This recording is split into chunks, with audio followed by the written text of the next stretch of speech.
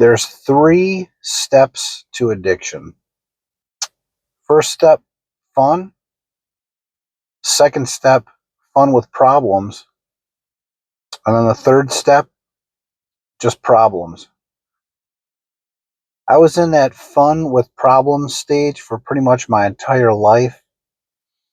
I drank for 27 years. I was probably in the fun stage for, a year, and I was probably in the just problems stage for probably about a year.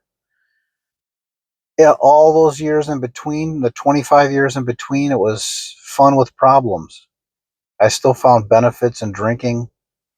It was still fun. I still enjoyed the binge. I still enjoyed the buzz. I still enjoyed the relief from pain, the relief from dealing with life's issues, the escape of it all. So, but the real issue is when we have just problems. So when I was at the end of my drinking and I was sitting thinking about how drunk I was, I started to think, is this all there is? I mean, this can't be it.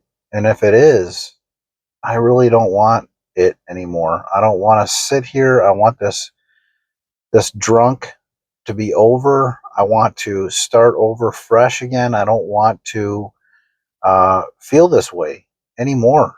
I'm tired. I'm tired of it. And I just don't want anything else. I don't want to wake up feeling like this anymore. And I don't want to crave it. I don't want to think about all the good things that alcohol has been bringing me.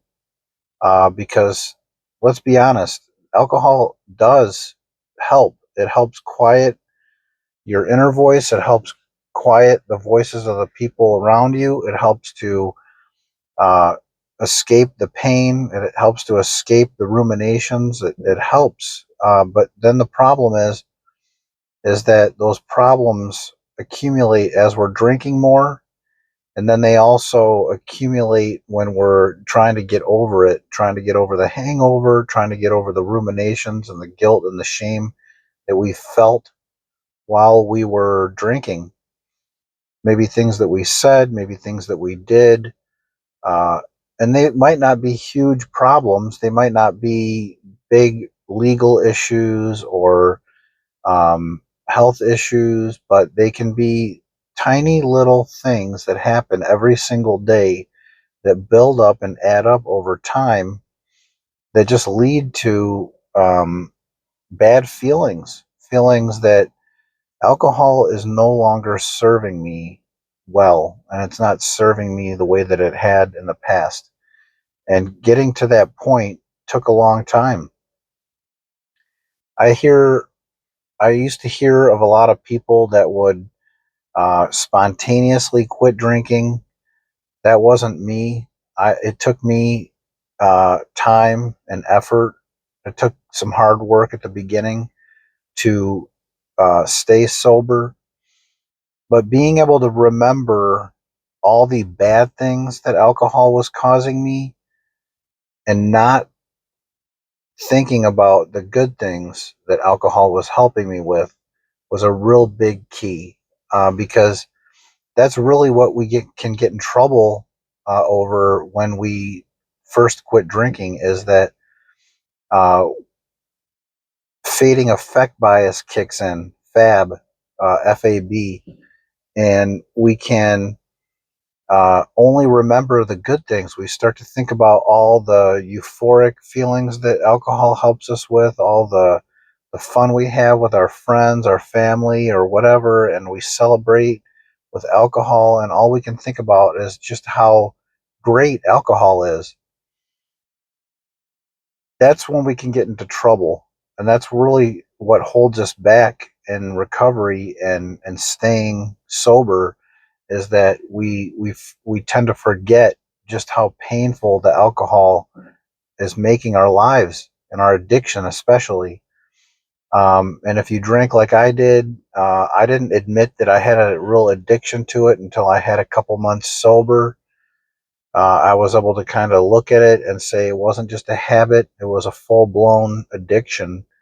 And I was addicted not just to alcohol, I was addicted to the whole ritual of drinking, the whole ritual of waking up in the morning, thinking about what I was going to drink, when I was going to drink, how much I was going to drink, what I was going to do while I was drinking.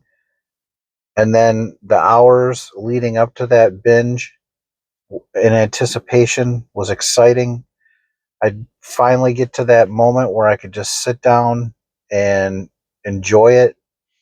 I would enjoy it for the next several hours, and really I loved it. It felt good. It felt like a relief. It felt like a release, and then I would just do that and do it again and again and again. Maybe I'd wake up not feeling well the next day, but I'd shake it off for that afternoon and start back again the next night. Sometimes if I wasn't working, I'd shake it off in the morning, start earlier in the afternoon, start that binge. And as soon as I had the first couple, I felt great. On a rare occasion, I would have one and it just wouldn't taste good because I wasn't feeling good still. So I'd dump it out and not drink, but that was very rare.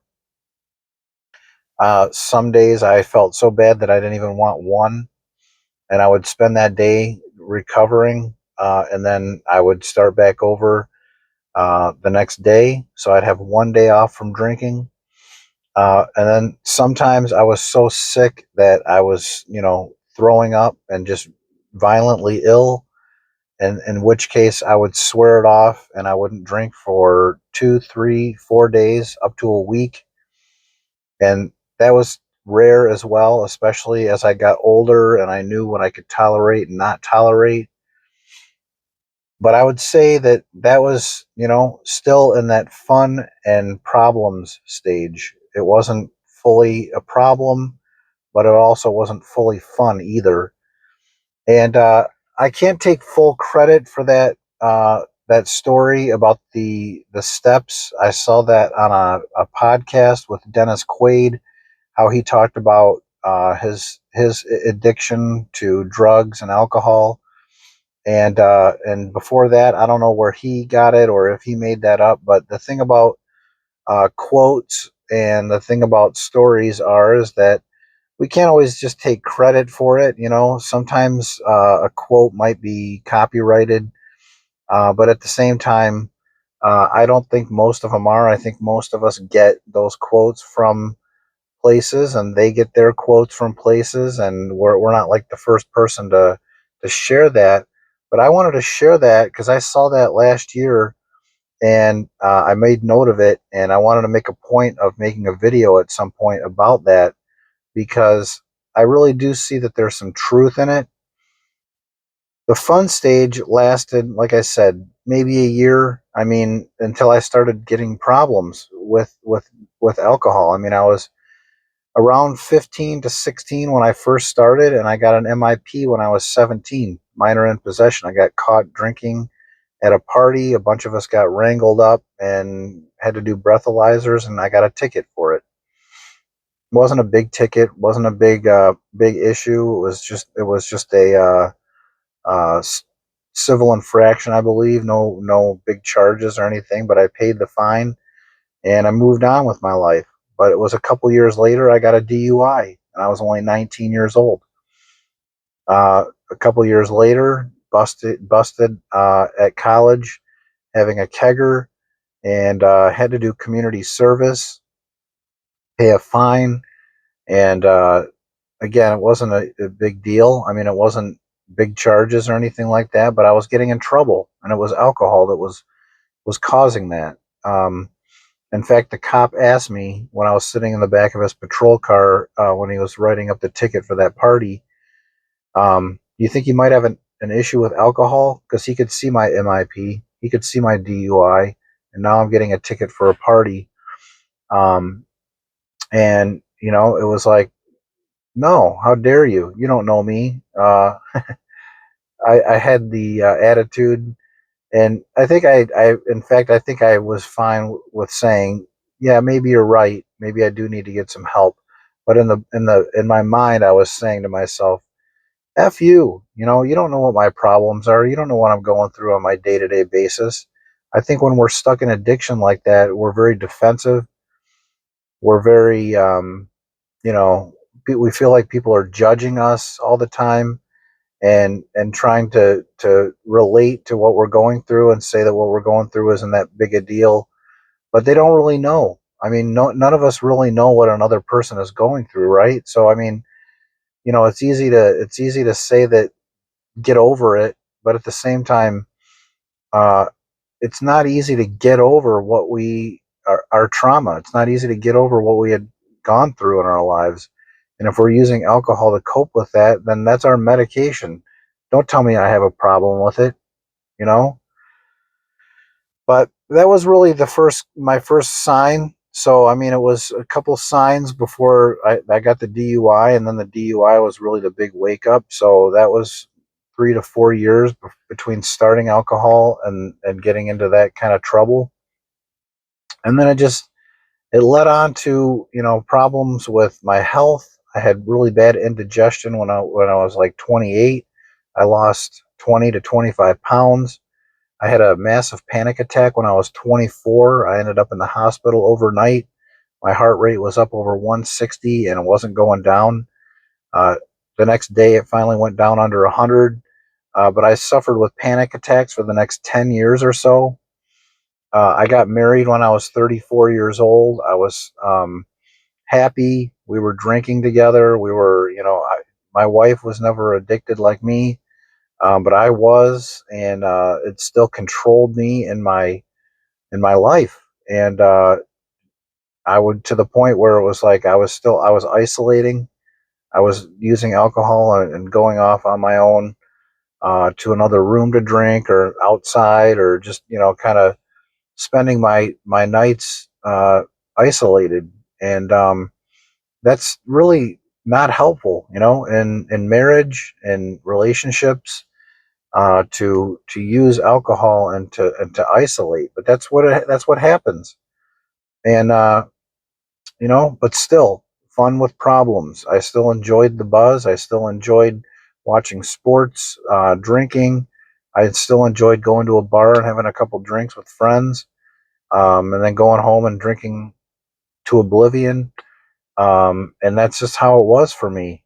So if you're here and you can relate to this, please comment below. If you're struggling and you're in that problem stage where it's just problems and you're not really enjoying it anymore, and you're sober curious, please comment below what you're going through, how you're feeling about alcohol. I've got a group on Facebook. It's called Sobriety in the Storm. It's a private group. I'll pin the link in the comments below. Please click on there and join. If you like my video or you like my videos, please like and subscribe to the channel. Keep it going. And yeah, please come on with us on this journey. And also click on the link below in the comments section too. I'll post a link to my other videos, Faith and Sobriety. And Faith has been a huge asset to me in my sobriety, and I think it can help you too. So I'm glad that you're here. Have a great sober day, and we'll talk to you soon.